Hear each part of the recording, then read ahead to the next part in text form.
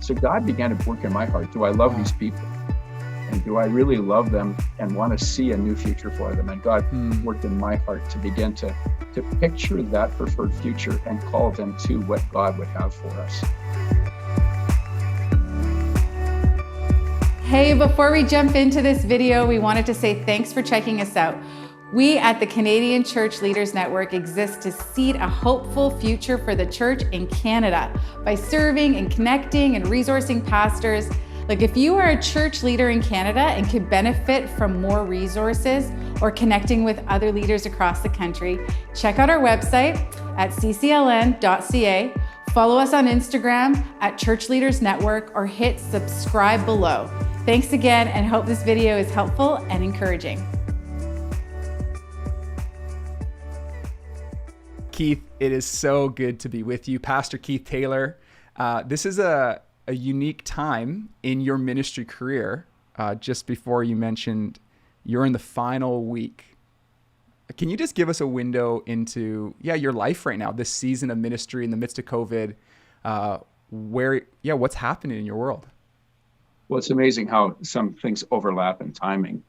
A number of years ago when I was praying and really seeking God's wisdom as to succession of finishing a ministry, sensed that the time was around now, about the point where I'd served the current church about 30 years.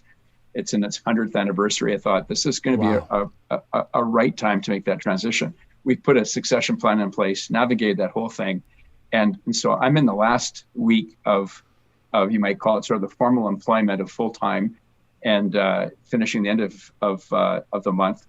And so I'm winding up 30 years in my church, 42 years as a pastor, 41 of those as a lead guy, and now I'm finishing. So I'm at the end of a run, but it's interesting that about the time I finish, the COVID reopening is happening. It's perfect. It's perfect timing. Keith, can I honor you just quickly for 30 years of faithful ministry at one church? I mean, I know that God calls people to different places. Being at one place for 30 years isn't the only way, but that's a rare story. It's a powerful gift to your people and the congregations, the churches that have come out of Beulah. I just want to honor you for that. And bless you so much. Can you take us back to your entry into ministry? I know that Beulah wasn't the first place. I know you served in Vernon as well, but tell us how you found yourself into ministry, and then give us a flyover of your ministry journey. I was probably a reluctant recruit. You know, sometimes people have this aspiration that this is the direction they're going to go. I had this growing sensitivity of the need for pastors and effective ministry, but did not see myself as one of those people. And as I prayed about it, wrestled with it as a young adult, felt this stirring in my heart. And then, you hear those messages that just resonate within your heart, that this really matters. And I remember that old statement, someone should do something about this. And those things are, burning in your heart and sensing that God is calling in a direction. So I kind of reluctantly moved toward ministry thinking, gee, could God be calling me? And I think oftentimes people got, the grand awakening, see the printing in the sky. I didn't get that. I had this burning sense that this really mattered. It was worth giving my life to. And I can think of that. You have those little thoughts where you go, you know what? I wouldn't want to give my one and only life to that. But I think that this really matters. So I moved into pastoral ministry, circumstantially ended up in my first church by sheer divine circumstance. So I mentioned a friend. I said, I'm thinking of moving into a church. I'd done pastoral training. And he said, where would you want to go? And I laughed. And I said, well, hey, the first assignment usually is in some, outlying place, like, left elbow, Saskatchewan or something. And I said, I don't know, wherever it is. I said, but, I visited Vernon, BC on holidays. I really like that community. And a week later, a guy phoned me and said, I'm looking for a youth pastor. I said, amazing. Oh, really? And he goes, yeah, I'm calling from Vernon, BC. I said, now hang on a second. I thought it was a prank call. Well, it turned out God was in it. I just saw these little nudges along the way of God's leading. I ended up in Vernon. And that was, 42 years ago, and began a trajectory and sensing the confirmation of God's call on my life really as I was walking with him.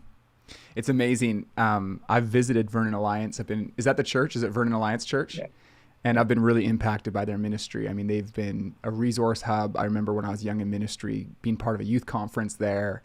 And it's fun thinking that church wasn't always as vibrant. It wasn't always able to live that way. And when you found yourself at that church, how many years ago are we talking about? 40 years ago that you found yourself in that first assignment? Yeah, 42 years ago. Is it right that they were cycling through, they had experienced a lot of kind of turnover with pastors, and it wasn't necessarily the healthiest environment when you found yourself there? Yeah, I didn't know there was such a thing as a healthy church. So when I showed up there, great people, but I discovered there was something off. And people started saying to me, "I'm so sorry to hear that you're at Vernon at that church." And I was like, "What do you mean?" They said, "Well, don't you know about it?" I really didn't know. I was just a young guy. I mean, just there to serve, available. Yeah. But the church had gone through, I think it was 12 pastors in 25 years. Average stay was less than 12 months. Previous, I think 3 or 4 pastors had left ministry.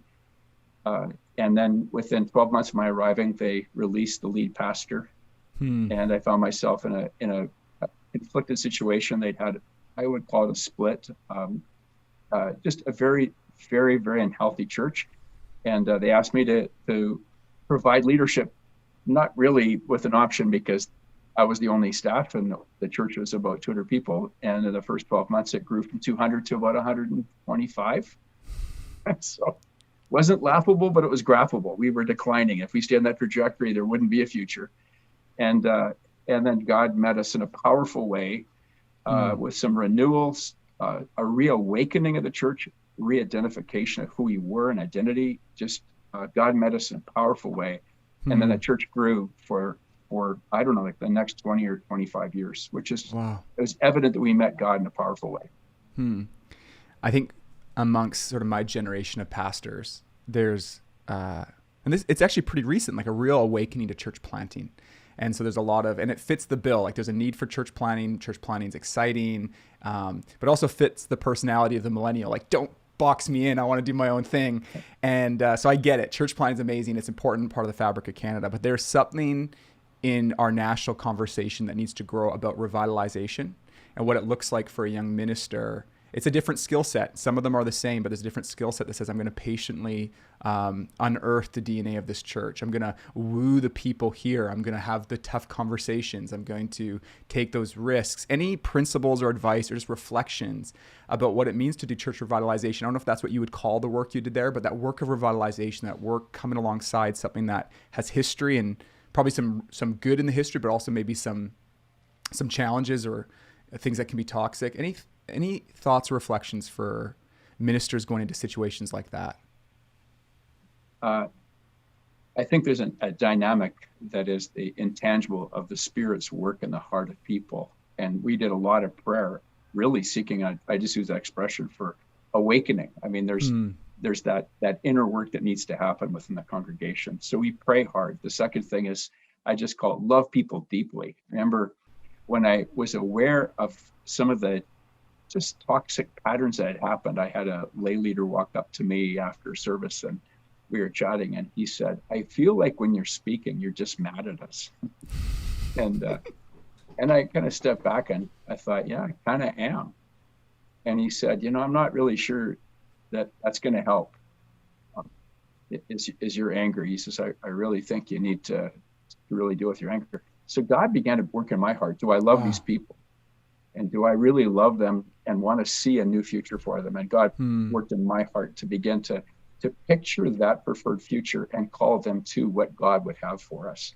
So I say, for a person coming into a situation that's toxic or unhealthy, needs revitalization, is pray, recruit those prayer warriors or that inner work, that is spiritual dynamic, and then love deeply, listen intently, and begin to, as you said, unearth that inner story or the brokenness within that congregation to begin to move it toward a new future, a preferred future, God's future for that church. I heard Dallas Willard, or maybe it was Alan Hirsch we had on the podcast quoting Willard, but I think it's a Dallas Willard thing. He talks about this idea of part of pioneering works into the future is actually going back to the roots of the movement and finding some of the initial values and vision. like going back to the beginning of the movement, because we're in a moment where denominations are mostly plateauing or in many cases decreasing. Bible colleges, nonprofits, like we're in a unique time. I think part of that means there's an opportunity for new things to emerge. That's part of how God turns the soil. But there's also this need for, like rediscovering those ancient roots, and that the innovation, because we're talking a lot about innovation, some of the innovation is actually found in going back to the initial roots. And I just wonder if that's been your experience at all. You've been in churches that have a history, what it means to kind of find that DNA and initial calling. Yeah, absolutely. In my Vernon situation, some of the founding members were still part of the church, and getting them to tell their stories of what the dream was they had for the church really helped us towards a reawakening. I think in Vernon or in Edmonton, Beulah is a 100-year-old church, and we did some deep mining of the early story of the church and discovered it was saturated in mission. The founding pastor came with a calling not simply to shepherd a congregation. He came with a vision to reach all of Western Canada for Christ in 1923, and that shifted everything they did, all their initiatives. We could call our congregation back to that founding dream.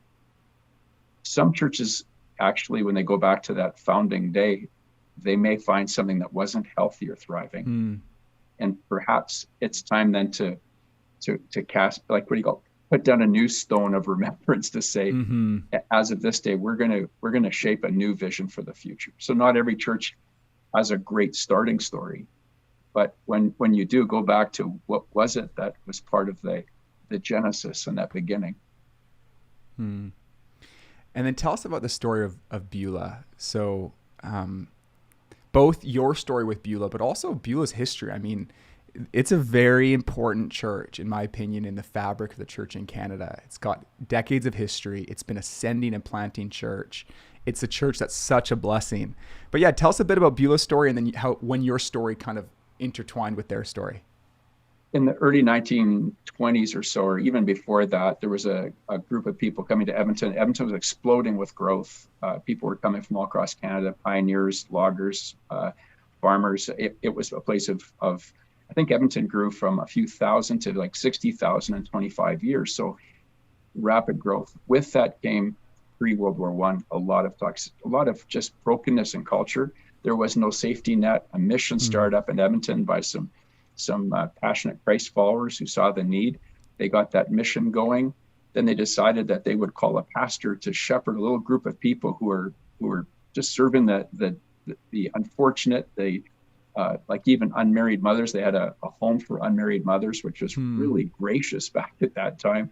They started a church, called this guy named John Woodard. He came in and he said, we need to present Jesus to Western Canada. Within a couple of years, he started a training school for pastors. Wow. And because he said we need to have he didn't call it a leadership pipeline. He just said we're going to need pastors. So they started training their own. Then they started sending them out by horseback on mission, and they would go and visit all the farms on horseback. They sent them out by dog team and like on a dog sled, and going out and doing that kind of stuff.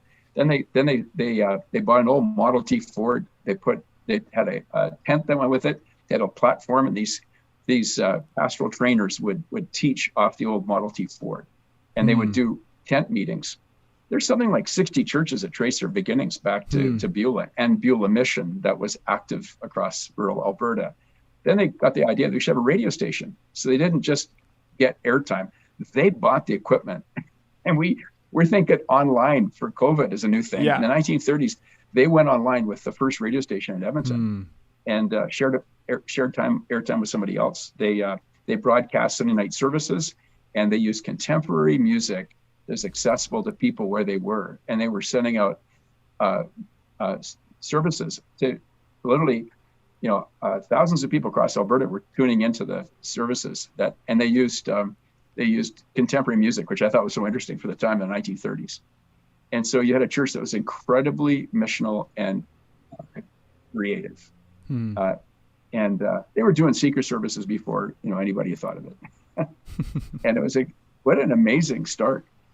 In the 1930s, my grandmother started watching that and got involved with the church, began to attend. She got saved at Beulah. Wow. My dad went to work, came back in the 1950s, was transferred back to Edmonton, and decided to take his family to Beulah. And my dad, in the mid-50s, became a fully devoted follower of Jesus. So I actually ended up in the nursery at Beulah as a kid.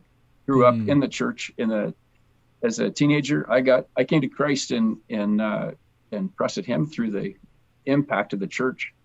So I left when I was about 19 to kind of make my way in the world, thinking that Beulah had impacted my life, and never believing that God would have them call me back to be pastor. Wow. About 18 years later. So if you think about it, my grandmother, my dad, me, my kids, my grandkids, I got like 5 generations in one church. I don't know, that statistically, that doesn't happen very often. But I would say my family would be fruit of the mission of the church in terms of reaching people for Christ. That's beautiful. And then when did your story as a minister, like, so you're in Vernon, was your next assignment back in Edmonton? What was the transition there?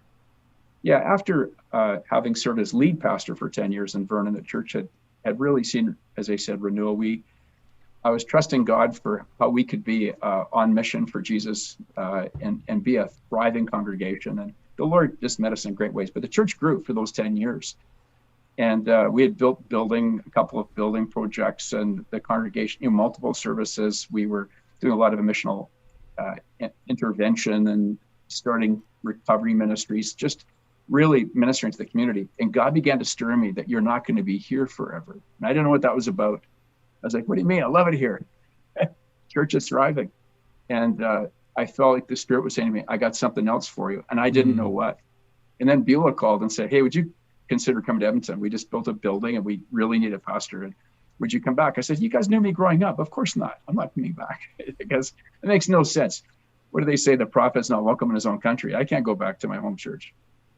And God was stirring, and just so many things that were happening that were showing me that maybe God was in this. So I said, I'll go candidate. I'll go and visit the church. I went and visited. I preached on a weekend. I thought, there's no way they're going to have me back, because my predecessor was 62. I was 36.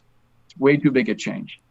There's still people in the congregation that knew me growing up. They're going to say, that's that like thinking of Jesus. They say, isn't that Joseph's son? Like, isn't that so-and-so's son?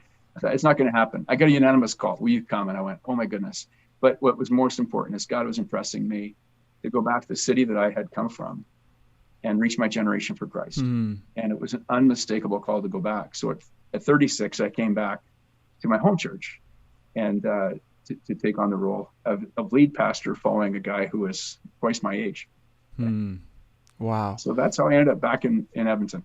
And I have like a kind of an unfair question. I'm going to ask you to summarize decades of work at Beulah. Give us some of and take your time. I think it's a little unfair because 1 year of ministry has so many dynamics, but there's some exciting things. There's church planning, there's multi-site, there's engagement and evangelism. Tell me some of the things as you reflect back on your time leading Beulah, the stuff that, give us the high level topography of the journey.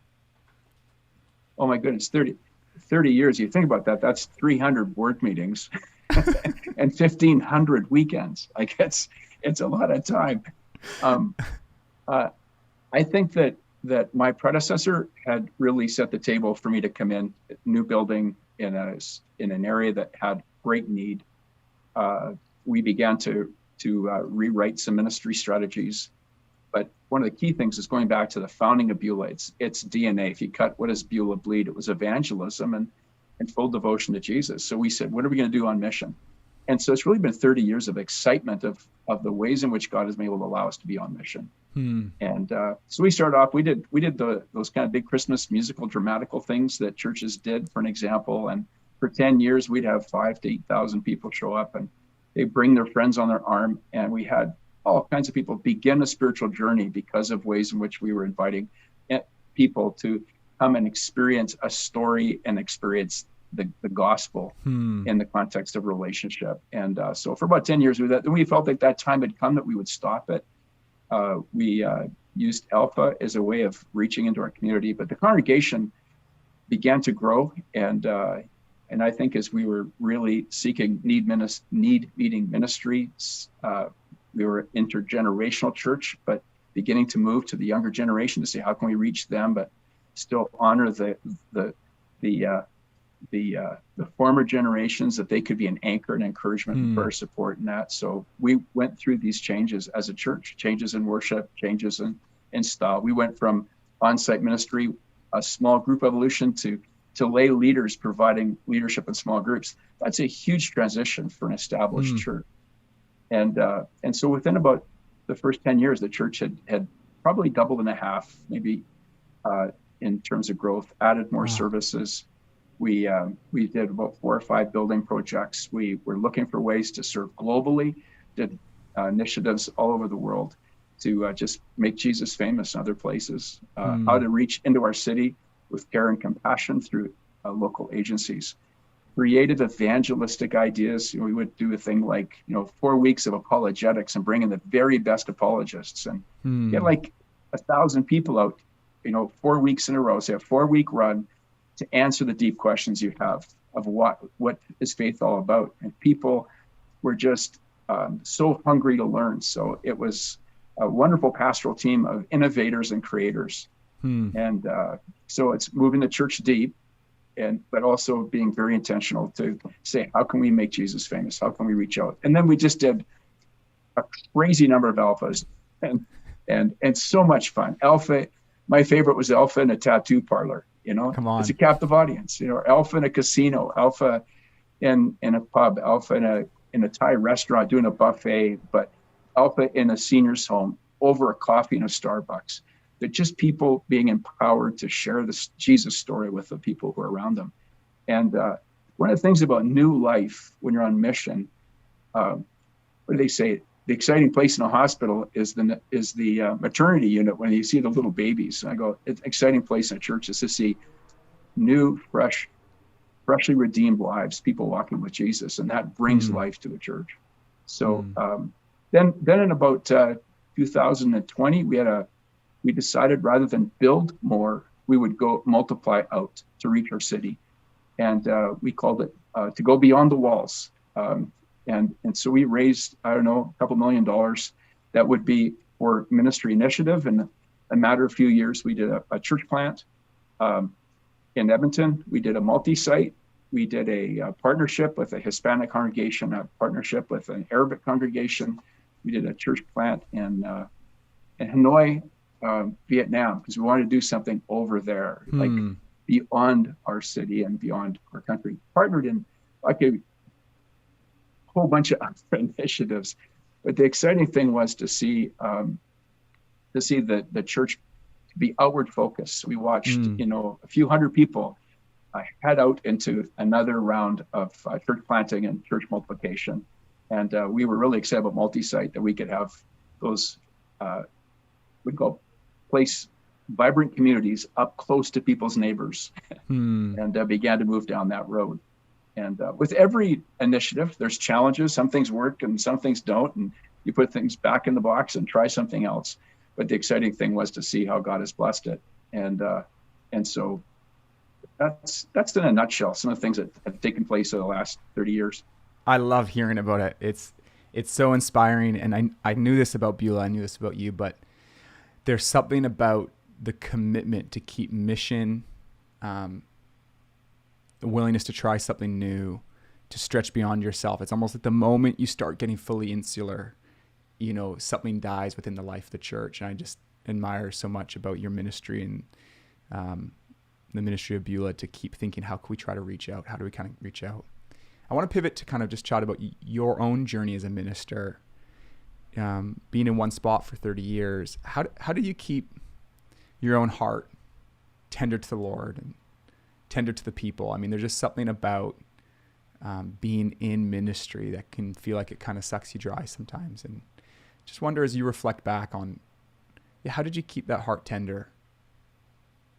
I think actually quite intentionally a number of things. So I'll share them. Please do. Obviously, there's my personal time with the Lord, and what does that look like? And every pastor has that routine, whether it's a day retreat, whether it's that morning time that I call it the Nehemiah's midnight ride, where he just goes and he's thinking about things, but you can tell he's really kind of going, God, what do I do? But you need that personal time. The second one would be is being a lifelong learner, feeding the soul, and making sure that there's just a steady diet of those things that are going to be enriching. And the third one is people you're circling around. I had trusted elders that I built great relationship with, that I could be very open and transparent with. And I tell pastors, love on your elders and really create a culture of openness and trust. And if ever there's an elder listening to this, it's so important to your pastor that you have those open, trustworthy, transparent relationship. It kept my heart replenished because I had those sheltering tree friendships and encouragement of leaders. I purposely circled around with some other pastors that I did life with. And someone asked me about, as you end this season, what's the harder things to do? I said, it's interesting. I think of Paul's expression in Ephesians where he says that there was, that said they held each other, they wept as he said goodbye to the elders, that there was this kind of a band of brothers kind of thing. I've been with some pastoral groups that I've been able to journey with over the years where we could be iron sharpens iron, have transparent, open relationship with. That lifted my heart. And so I really value that. That was hard to say, hey, I'm not going to be maybe in those settings as I once was. I thought I really valued those. Those things were helpful for me. And then just also placing myself in those situations, whether it's podcasts, teachers, what are the things that are going to be feeding my soul? So to stay vital over 30 years, I think it was really important to stay intentional about that. If I understand this right, maybe it was early in your time in Beulah, there was a group of pastors you went away to Banff together. Can you tell me a little bit more about that? Because I just believe that who we do ministry with, like I hear sometimes pastors say like, oh, I need my friends to be people not in ministry. And I think there's a good for evangelism, but also for life, like that balance. But there's something about brothers and sisters who are also experiencing some of the same things you in different contexts and journeying together. Can you give me a little window into that? When I noticed that in my tribe, in the Alliance, there were a number of large churches across Canada. And often what you find with churches is we have a lot more in common where churches are at in the life cycle and size than we might even have in terms of our tribe. And but I noticed there were guys that I would kind of reach out to and I would say, I'm kind of doing this alone. I kind of do this alone. So I cast vision to one of our denominational guys that could we pull together a group of pastors that were of similar situations of churches. And what we would do is we just invite them to come. Great location. We said, let's go to Banff. It's off season, so it's not busy in the ministry season. When I say off season, not for Banff, for us, as pastors. And I said, hey, would you come together for 2 days? And we could just, we'll do a self-selected agenda. And I'll guide the conversation. And so we pulled together, I think it was about 20 guys we invited, or 18. And everybody said yes.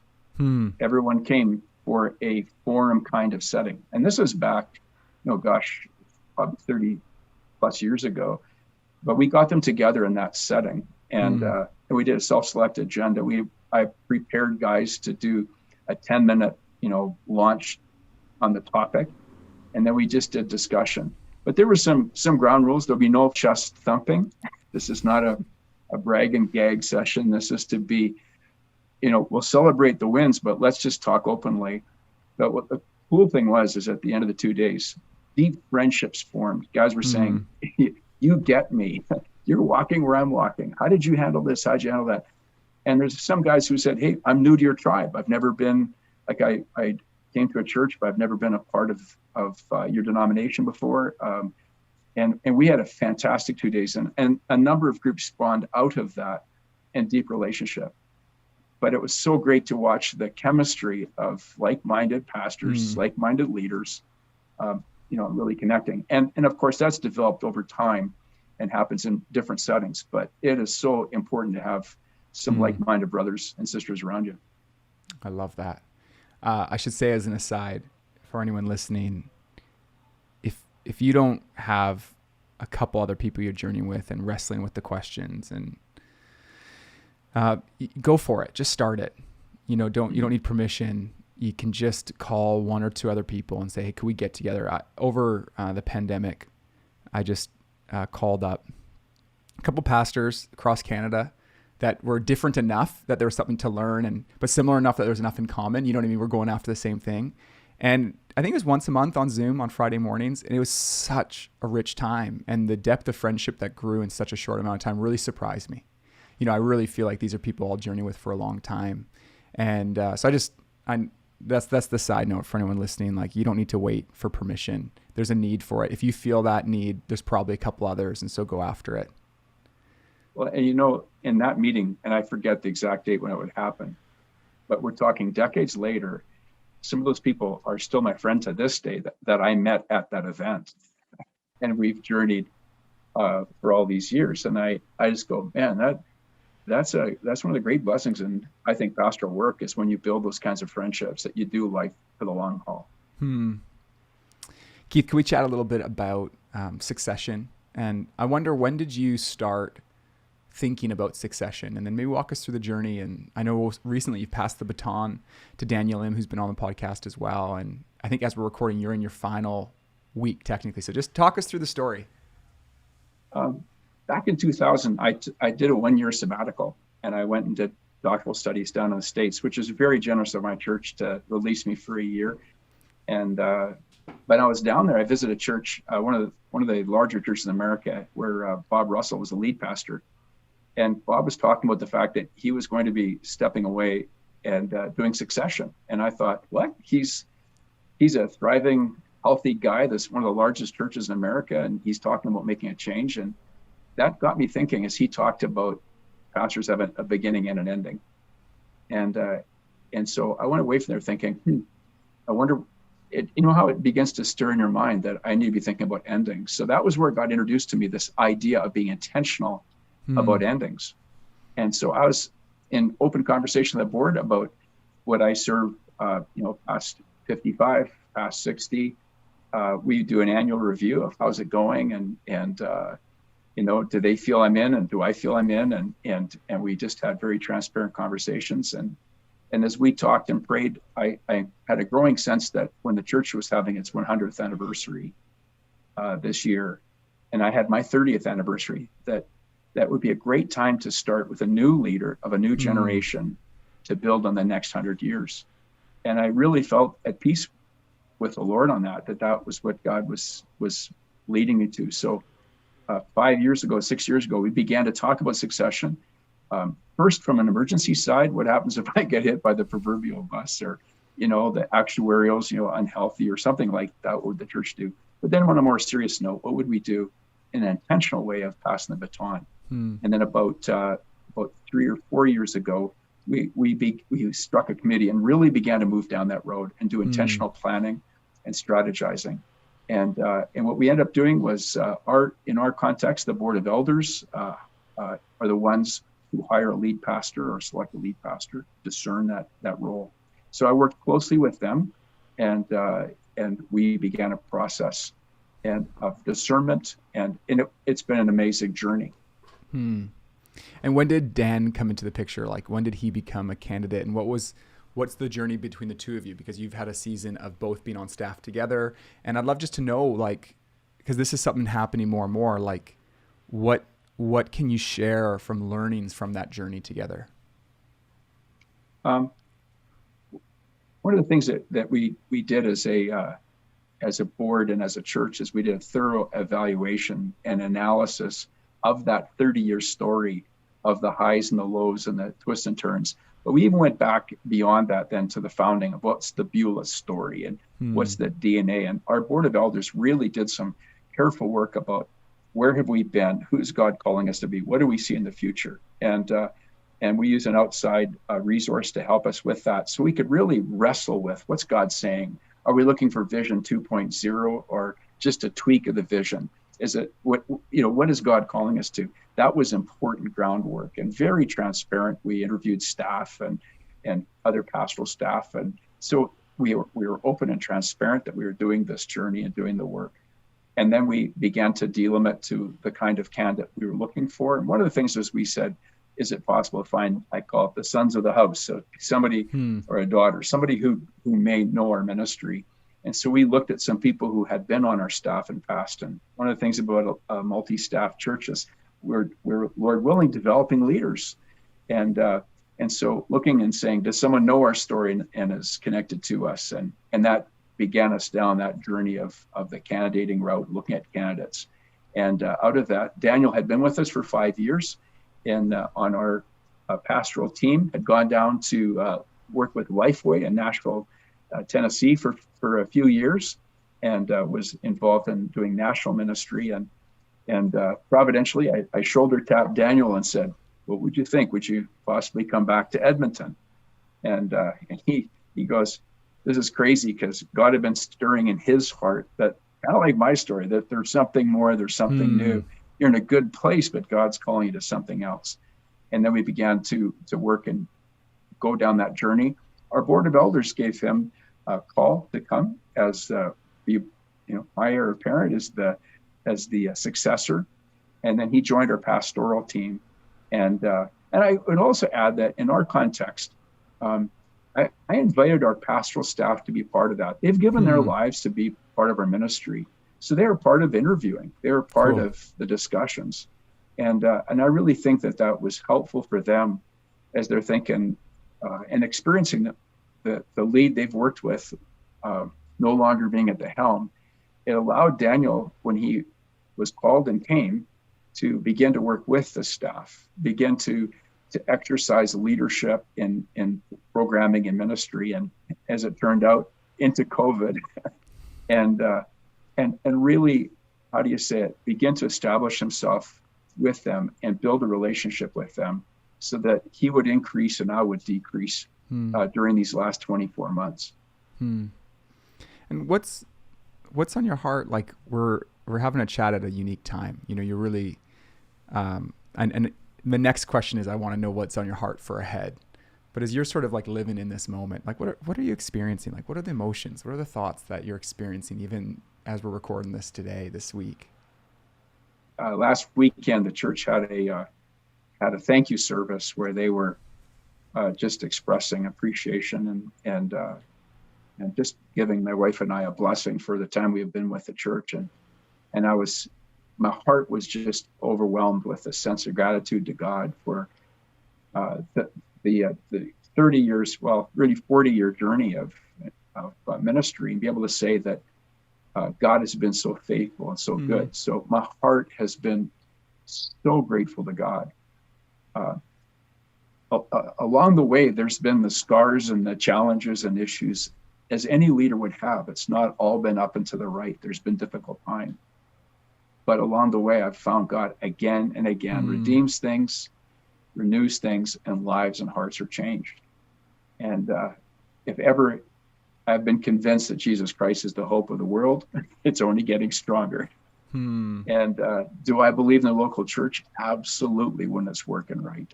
And so my heart is just as passionate about the local church.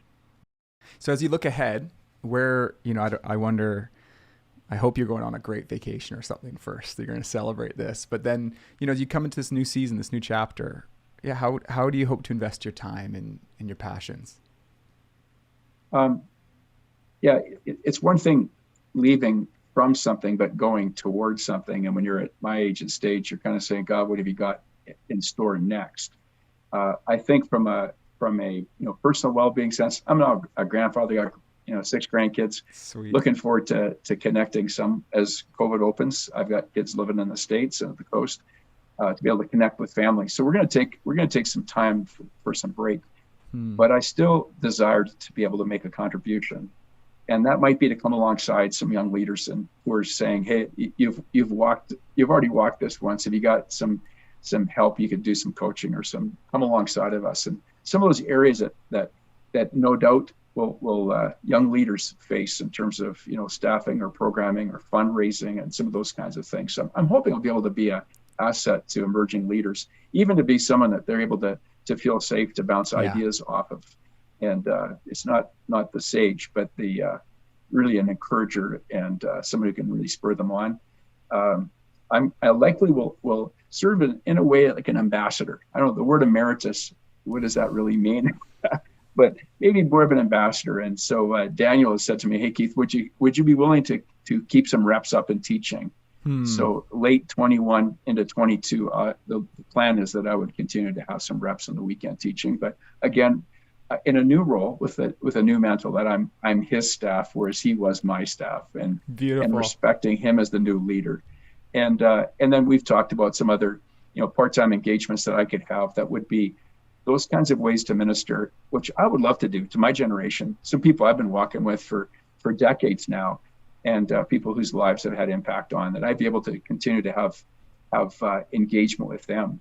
And someone said, "Oh, you mean just kind of shepherding them?" I went, "Actually, there's a bunch of young retirees that want to do something with their lives." And I'm thinking, well, what could we do that would unleash the latent potential spiritually, experientially, financially? How could we unleash some of the capacity of my generation in these next few years? And that's something that resonates with me, because I think there's all kinds of capacity there. So rather than saying, "Hey, go play golf," I'm saying, let's go make a difference. Come on. I just want to say, we need you. We need you, Keith. We need your generation. We need your wisdom. We need a picture for what it looks like to finish well.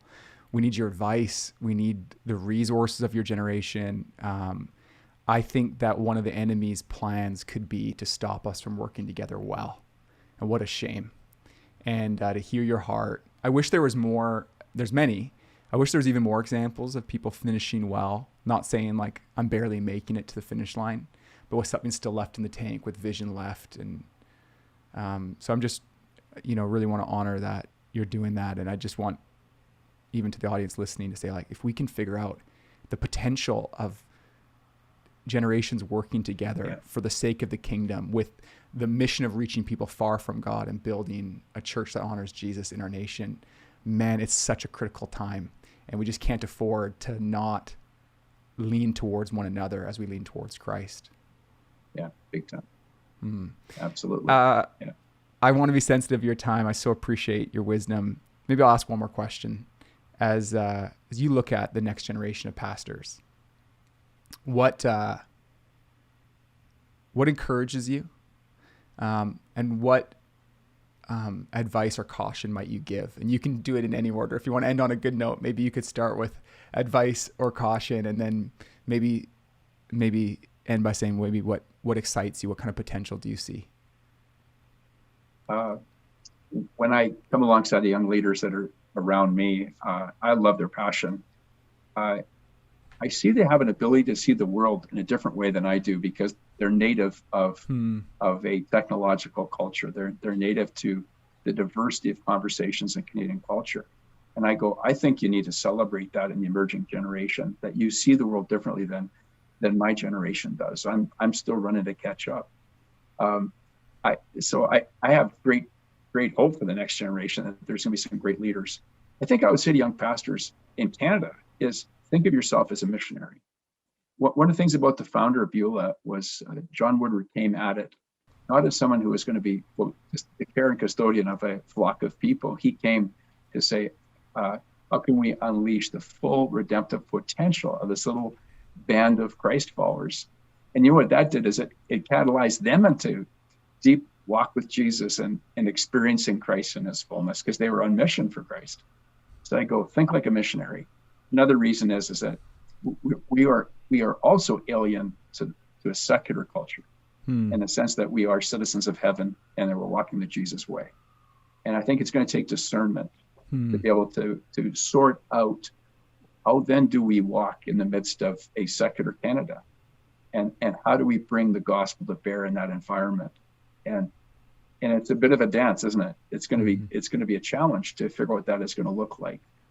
But the reality is that, it's not just persuasive arguments. It's the power of Christ. Is that we have the power of Christ to bring about the kind of changes that we've seen throughout the centuries, when a band of people are fully devoted to Jesus and began to move into the cultural context in Christ and are that missional community that are living out Jesus. And so I'm really optimistic in the next generation. Think like a missionary. Be careful students of Scripture so you can interpret culture and stay close to Jesus, and then trust God's power that He can do more than you could ask or imagine. And that's one of the verses that I hung on to as a young pastor was maybe two. Solomon asked for wisdom. I said, God, I need wisdom. The second thing is that promise that God is able to do above and beyond all you could ask or imagine. And I continually prayed, oh God, help me to believe you for more. And He has been incredibly faithful. Mm-hmm. So I hope that we have that claim of the supernatural capacity of Jesus to change lives. Because then you realize it's not all up to us. Mm. that we're just stewards, and then we can say, you know what, because I walk around church so often, I would just say, you know, if just people knew how inadequate I was, they'd be so surprised. But for Jesus, you know, that Christ has done this. Amen. Amen. Well, thank you so much for your time today, Keith. Thanks so much for watching. Before you click to your next video, we wanted to let you know about a few things we're doing at CCLN that might serve you. First, we've got a bi-weekly podcast featuring conversations with incredible church leaders in Canada and around the world. Just search up the Canadian Church Leaders Podcast wherever you listen to your podcasts. Number two, every month our team works hard to put together an email newsletter of curated resources and content for pastoral ministry in Canada. So if you want to receive that in your inbox, you can sign up on our website at ccln.ca. Number three, this fall, we're starting the Church Leaders Incubator, which is a 2-year program created for young pastors to strengthen their character and ministry for long-term, effective senior leadership in their church. So if you want to learn more about that program, you can check it out at ccln.ca/incubator. And lastly, CCLN exists because of the generous donations of people and churches partnering with us in our mission to lift up and serve pastors across Canada. So if you're interested in joining our mission financially, we'd love you to consider making a one-time or regular donation, and you can do that at ccln.ca/partner. Okay, that's it from me. We love you all and we're cheering you on. Bye for now.